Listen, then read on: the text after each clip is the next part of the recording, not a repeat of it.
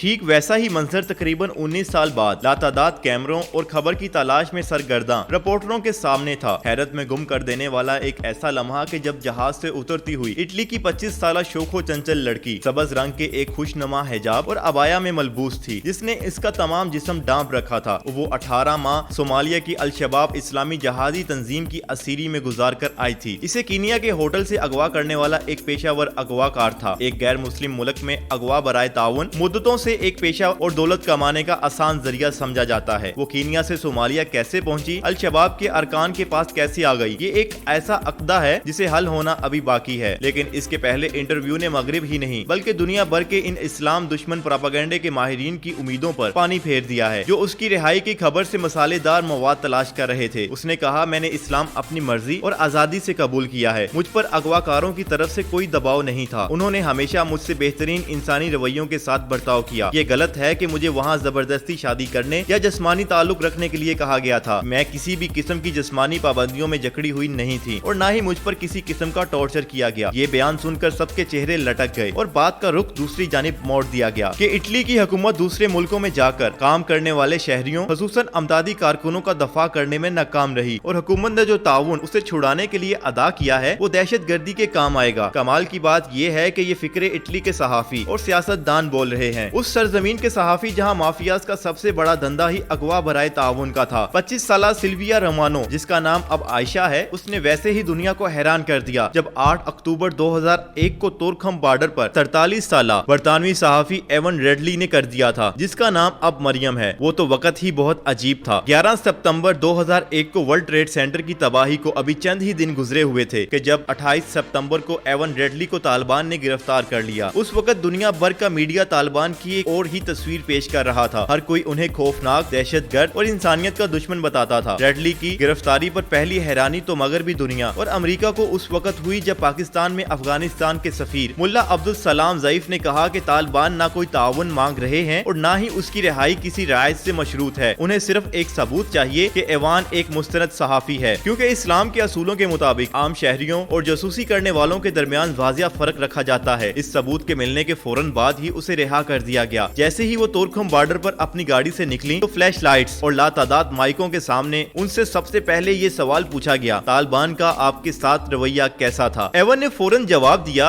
इंतहाई मुहज्जब और शरीफाना। दुनिया भर का प्रेस वहाँ जमा था जो गुज़िश्ता 26 दिन से तालिबान को खून ख्वार दरिंदे के रूप में पेश कर रहा था, इसलिए ये जवाब एक दूसरे 11 सितंबर से कम न था। एवन के इस जवाब ने उनके झूठ के बनाए गए मीडिया टावर्स को जमीन बोस कर दिया था। एवन की याददाश्तें अगले दिन से ही अखबारात में शाया होना शुरू हो गई थी। ये डायरी उसने तालिबान की कैद में गुजरने वाले 11 दिनों के बारे में तहरीर की थी। उसने लिखा था कि सुर्ख सफेद रंग, स्याह काली चमकदार गनी दाढ़ी और जमर्द की तरह सब्ज आंखों वाले तालिबान, जिनको देखकर किसी भी यूरोपीय लड़की का दिल काबू में ना रहे। वो मेरे सामने ऐसे नजरें झुकाए खड़े रहते जैसे कोई मुजरिम हो। वो खुद भूखे रहते मगर मुझे खिलाते। वो मुझसे ऐसी इज्जत और एहतराम से पेश आते थे जैसे उन्होंने मुझे नहीं बल्कि मैंने उन्हें गिरफ्तार किया हुआ है। एवन रेडली, जो अब मरियम कहलाती हैं, उससे मेरी मुलाकात लंदन के इलाके बार्किंग में मुनक्किदा एक तकरीब में हुई, जहां हम दोनों ओल्ड होम में कायम किए जाने वाले यूरोपीय इस्लामिक सेंटर के लिए चंदा इकट्ठा करने के लिए लोगों का लहू गरमा रहे थे। उसका इस्लाम के साथ ताल्लुक और जोशो जज्बा देखकर मैं हैरान हुआ और अपने तासुर को जाहिर करने के लिए उसने सिर्फ एक सवाल किया कि क्या आप स्टॉकहोम सिंड्रोम, उस किस्म के नफ्सियाती असर के तहत आपने इस्लाम कबूल तो नहीं किया? उसने पहले नफी में सर हिलाया, फिर जोर से नो कहा और जवाब दिया कि मैंने रिहाई के 2 साल बाद इस्लाम कबूल किया है। मैं अफगानिस्तान से सिर्फ हैरत लेकर आई थी कि ये इस्लाम कैसा मजहब है जो इन जंगजुओं को, जिन्हें मारने के लिए पूरी दुनिया इकट्ठी हो चुकी है, इस कदर मुहज्जिब, बाअखलाक और शरीफुल नफ्स रख सकता है। मैंने 2 साल कुरान का मुताला किया और इस नतीजे पर पहुंची कि कुरान की तालीमात ही हैं जो इंसान को इस कदर तब्दील कर सकती हैं। इसीलिए मैंने इस्लाम की अजीम और बड़े बड़े खानदान में शामिल होने का फैसला किया। मरियम वही खतून है कि जब पूरी मुस्लिम उम्मा के हुक्मरानों और सहाफियों की जुबानें गुंग थीं, तो उस वक्त इसने आफिया सिद्दीकी पर होने वाले बगराम जेल में जिनसी तशद्दुद के खिलाफ आवाज उठाई थी। इस आवाज का नतीजा था कि अमरीकियों को आफिया सिद्दीकी की गिरफ्तारी वाजिया करना पड़ी थी। हो सकता है कि कुछ दिनों बाद आयशा रोमानो की जानिब से भी एक ऐसा नफ्सियाती तजदिया देखने को मिल जाए जैसा मरियम रेडली के बारे में किया गया था कि वो स्टॉकहोम बीमारी का शिकार हो चुकी हैं। ये इस्तिलाह दरअसल एक अमरीकी वकील ने एक खातून मुजरिम को बचाने के लिए तराशी थी। कैलिफोर्निया के अखबार की पेटी हार्ट को कुछ इनकलाबी किस्म के जंगजुओं ने अगवा किया और उनके दरमियान ऐसी गुल घुल मिल गईं कि इनके साथ मिलकर बैंक लूटने लगीं। जब पकड़ी गईं तो होशियार वकील ने उसे सजा से बचाने के लिए स्वीडन के माहिर नफ्सियात की इस इस्तिलाह को इस्तेमाल किया जो उसने 1970 में स्टॉकहोम में होने वाली एक बैंक डकैती के दौरान डकैतों की मोहब्बत में गिरफ्तार लड़की का नफ्सियाती मुतायला करते हुए अपनी रिपोर्ट में इस्तेमाल की थी। स्टॉकहोम के एक बैंक पर डाका पड़ा तो ये लड़की वहाँ मौजूद थी कि वहाँ पुलिस आ गई। डाकू चारों जानिब से गिर चुके थे और इस लड़की को बहुत संभाल कर रखते थे क्योंकि उनके नजदीक यही इनकी जिंदगी की जमानत थी। उस लड़की ने रिहाई के बाद उनके खिलाफ अदालत में बयान देने से इनकार कर दिया था क्योंकि वो समझती थी कि उन्होंने उसके साथ अच्छा बर्ताव किया है। इटली का मीडिया अभी तक बहस इस बात पर उलझा हुआ है कि ताउन क्यों अदा किया गया, लेकिन जब जरा इस सदमे से निकलेगा तो नफ्सियाती ताबीरें करने लगेगा। लेकिन आयशा रोमानो को इस्लाम कबूल करना और खुद को इस रंग रूप में डालना एक ऐसी तब्दीली है जो नफ्सियात दानों की समझ से बालातर है। आयशा रोमानो जब एयरपोर्ट से अपने घर जा चुकी थी तो शहर के तमाम चर्च घंटियां बजा रहे थे। उन्हें क्या खबर थी कि जिन कानों ने अजान में अल्लाह अकबर की अजमत की सदा सुन ली हो, जिस दिल में इस्लाम की हकानियत रच बस गई हो, वहाँ चर्च की घंटियां और बालकोनियों पर खड़े होकर फूल निछावर करने से दिल नहीं बदला करते।